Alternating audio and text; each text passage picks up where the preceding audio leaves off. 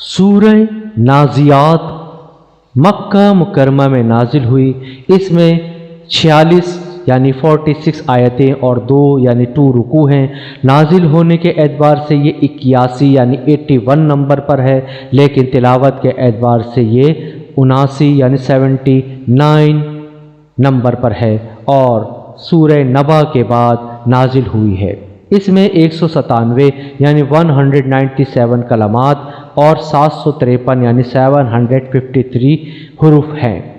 ترجمہ سماعت کیجیے۔ اللہ کے نام سے شروع کرتا ہوں جو بڑا مہربان نہایت رحم کرنے والا ہے۔ ان فرشتوں کی قسم جو سختی سے جان نکالنے والے ہیں اور ان کی جو سہولت سے جان نکالنے والے ہیں، اور ان کی جو تیر کر آنے والے ہیں، پھر ان کی جو دوڑ کر آنے والے ہیں، پھر ان کی جو امور کی تدبیر کرنے والے ہیں۔ جس دن ہلا دینے والی ہلا ڈالے گی، اس کے پیچھے ایک اور آنے والی چیز آئے گی۔ کتنے دل اس دن دھڑکتے ہوں گے، ان کی آنکھیں جھک رہی ہوگی۔ وہ کہتے ہیں کہ کیا ہم پہلی والی حالت میں پھر واپس ہوں گے؟ کیا جب ہم بوسیدہ ہڈیاں ہو جائیں گے؟ انہوں نے کہا کہ یہ واپسی تو بڑے گھاٹے کی ہوگی، وہ تو بس ایک ڈانٹ ہوگی، پھر یک وہ میدان میں موجود ہوں گے۔ کیا آپ کو موسیٰ علیہ السلام کی بات پہنچی ہے جبکہ اس کے رب نے اس کو طوٰ کے مقدس وادی میں پکارا کہ فرعون کے پاس جاؤ، وہ سرکش ہو گیا ہے، پھر اس سے کہو کہ کیا تجھ کو اس بات کی خواہش ہے کہ تو درست ہو جائے اور میں تجھ کو تیرے رب کی راہ دکھاؤں، پھر تو ڈرے؟ پس موسیٰ علیہ السلام نے اس کو بڑی نشانی دکھائی، پھر اس نے جھٹلایا اور نہ مانا، پھر وہ پلٹا کوشش کرتے ہوئے، پھر اس نے جمع کیا، پھر اس نے آواز لگائی، پس اس نے کہا کہ میں تمہارا سب سے بڑا رب ہوں۔